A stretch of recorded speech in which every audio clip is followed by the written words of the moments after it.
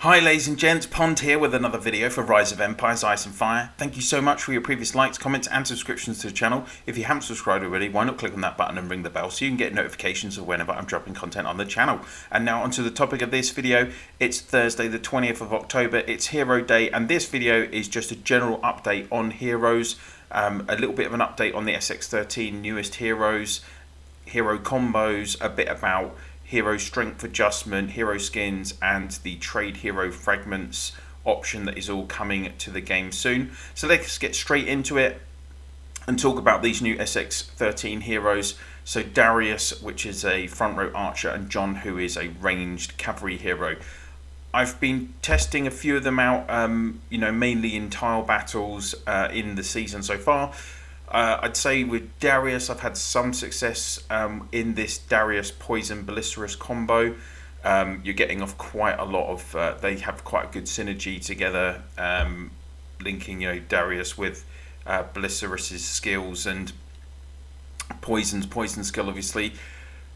But it's not very consistent, and to be honest, I've had some luck against maybe weaker players, even their cavalry legions, particularly legions that were having Lawman and Warhammer Ava in, for instance. Other than that, up against the bigger players, I think my archer tech, my lofty research and my archer tech just isn't quite there. So it's hard to compare at a higher level. But what I would say is that the higher level spending players that I've come up against so far this season haven't been running Darius in any of their combos. I haven't seen him in any of the top players heroes duel combos so far either, so it might be that he's going to be one of these heroes that maybe works better in a couple of seasons or so. Equally with John, I have basically seen John in nothing, no other combos. I've tried him with Lawman, Warhammer and then John on the back row, but with very little success. Again, I think maybe he will come good in the future. I did see one person running him with on I think a front row with Poison middle row and then maybe Lawman back row, Warhammer back row, because John's skills synergize with heroes that are reducing healing, which if we just have a quick look at him, I think it's this 5th skill, is it? Yeah, so this will target it. The skill will hit 3 enemy squads if the squad that it attacks already is subject to troop power, a skill that curbs troop power restoration.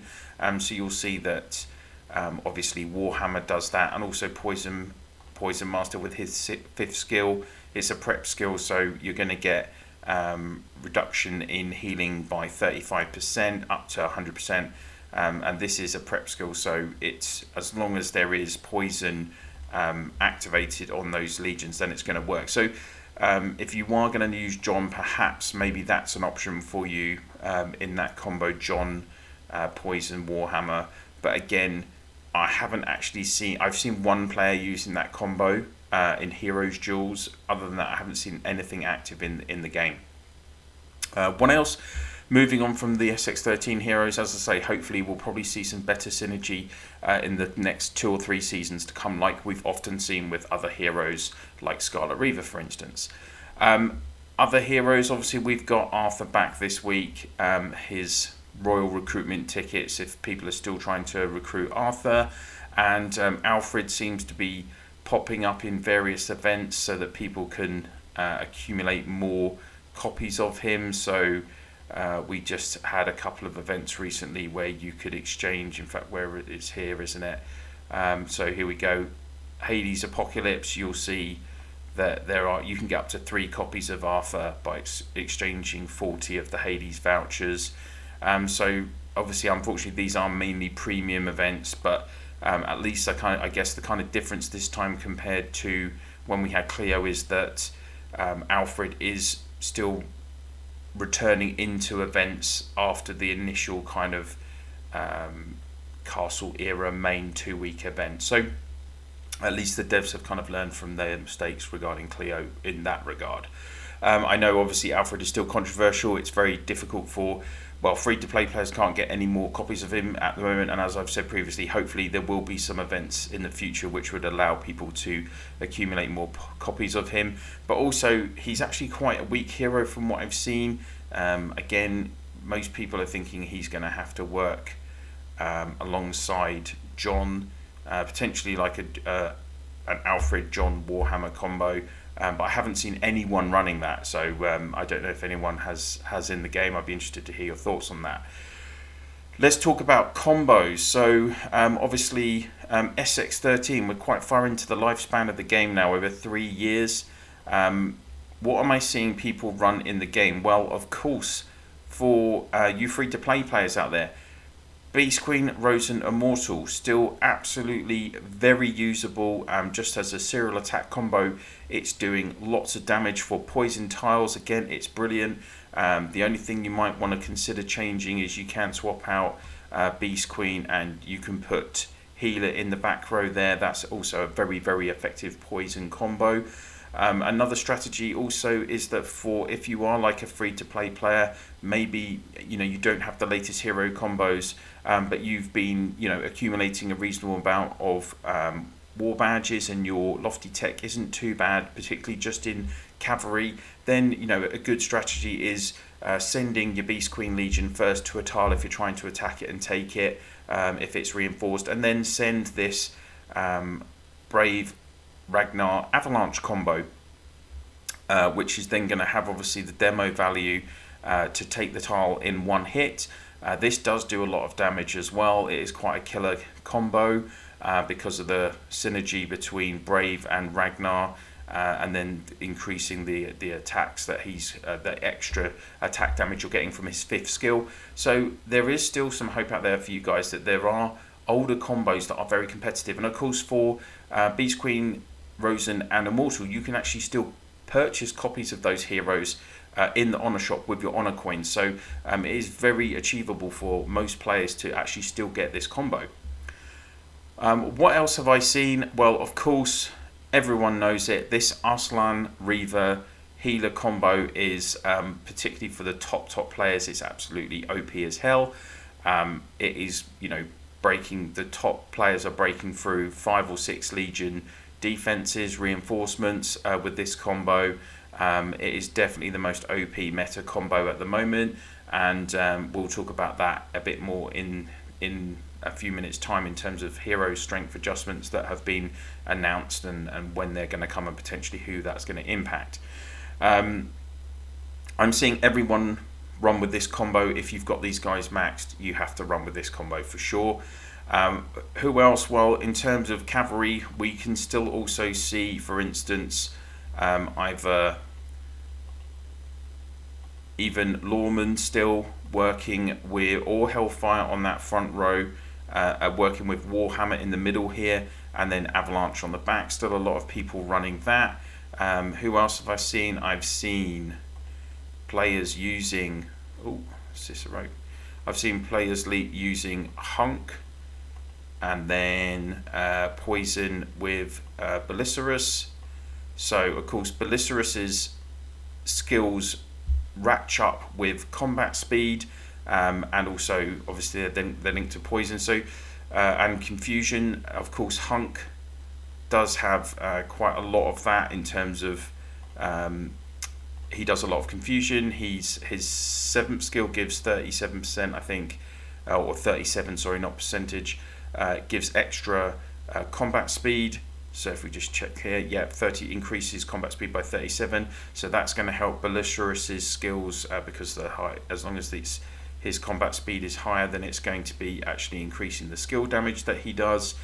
So I've seen quite a few top level players running that combo. Of course, if you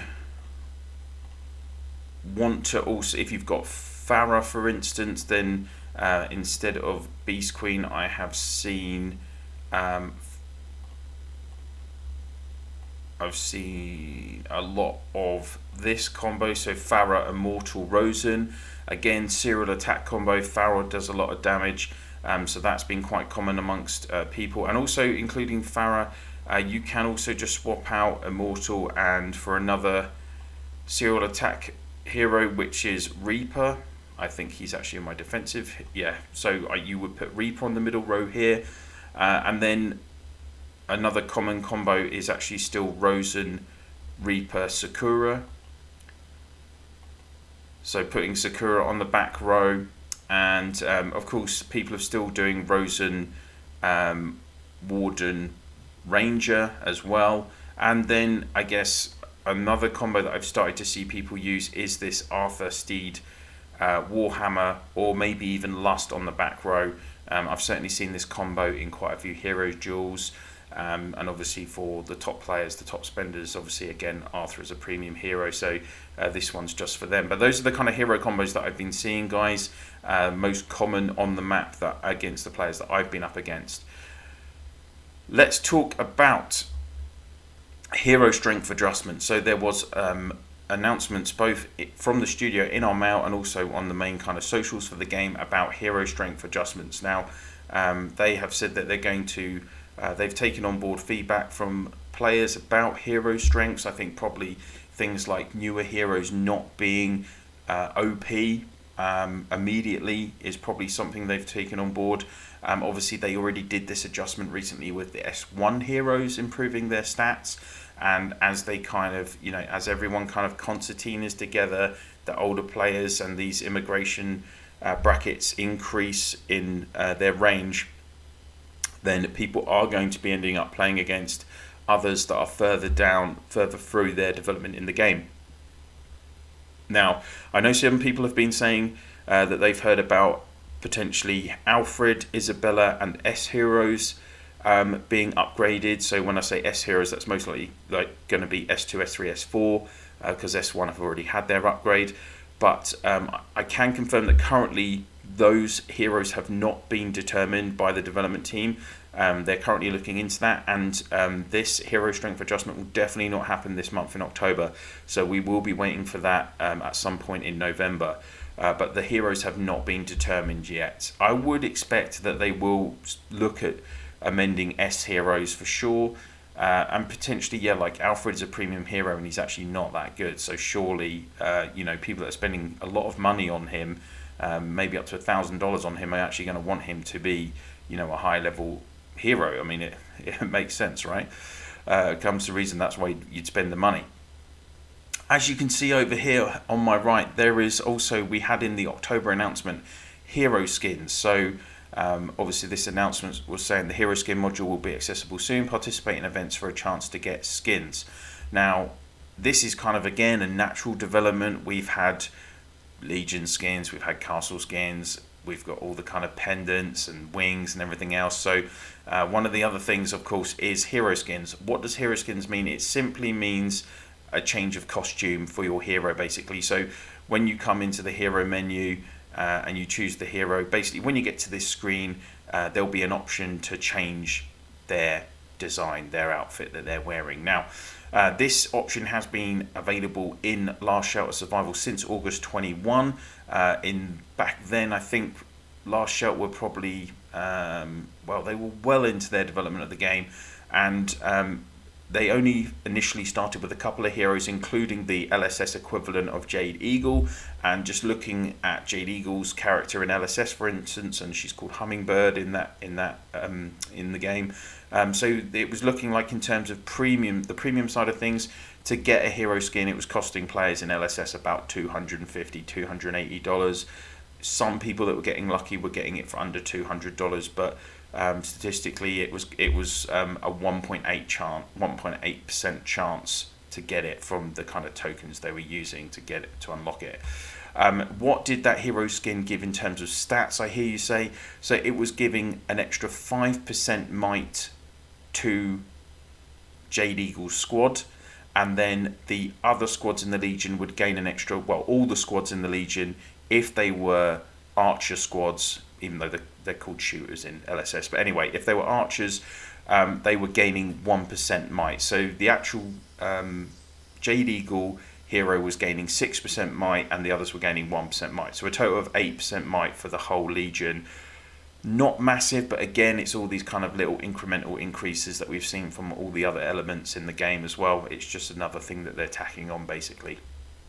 And then finally, last thing to talk about is trading hero fragments. So again, in the October announcement, it was announced that Alliance members may give fragments to each other to grow together. Now, this is something that players have been requesting to developers for a long time. I think over a year maybe there's been suggestions about this, and it's certainly something that I've relayed to the developers a few times. So, we are still waiting for this to release in the game. I know that they were hoping to have this ready by the end of last week, which hasn't happened. I'm hoping that it will be coming in the next few days into the game, but again, I don't have that confirmed. They're still working it out. The information I have been given is that obviously players in the Alliance will have access to this function, so you do have to be obviously part of an Alliance, and you will have to basically max your daily quest points for your Alliance points. So you will have to obviously complete your contribution and for the day, etc. And once you've done that, you can then send a request to your Alliance to ask for fragments. Now, what I also know is that you can receive friendship points if you gift fragments to your Alliance member, and then those friendship points will be available for you to spend in the Alliance shop. So this is kind of like a new element to it with the friendship points. They haven't currently, again, confirmed how many times a player can gift fragments each day, or how many times a player can receive gifted fragments. They're basically not telling me before it's released in the game, and I would suspect though that, you know, similar to the premium items that we've seen restricted in their Alliance shop, it's very likely that these fragments are going to be severely restricted. You know, maybe you can only just get gifted 5 a day, maybe. So yeah, I wouldn't expect it to be you know, really game changing, but it could really help some players. Like, how many times have you been stuck on 195 fragments for one hero, and you're like refreshing the token shop over and over for like 2 or 3 weeks, and you can't get that last 5 fragments? I think in those instances it could be a game changer for players, because obviously you'll be able to ask other players to gift you it. But that is all about the mechanics that I've learned so far. So there we go, guys. Quite a long video, but I have covered as much on heroes as I possibly could squeeze into these 17.5 minutes. I hope you've enjoyed the video. If you have, please do click on that like, and if you could please share this video and my channel in your Alliance chat, Province chat, on your guild chats, map chats in Eden, and also through Line, WhatsApp, Viber, Discord, whatever you use to communicate with your fellow players in the game. That would be very much appreciated. What are your thoughts on heroes at the moment? Are there any combos that I missed off? Please do pop it in the comments section down below. Are you looking forward to seeing the hero strength adjustments? What about these hero skins if you're a spender? You know, are you looking forward to that? And also with the hero fragments, you know, is it what you kind of expected, or were you hoping for more? Put those comments in the comment section down below. That's it for now. Thank you so much for watching, and I'll see you soon.